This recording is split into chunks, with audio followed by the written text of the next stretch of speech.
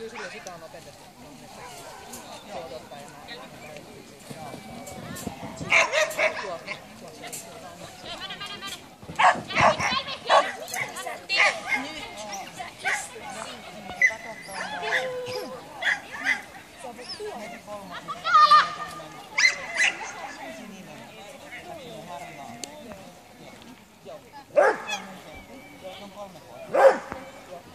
Ja käden takia sillä on lainaohjaaja, mikä on muutamat startit ottanut sen kanssa. Eilen otti hienon nollan ja se on äärettömän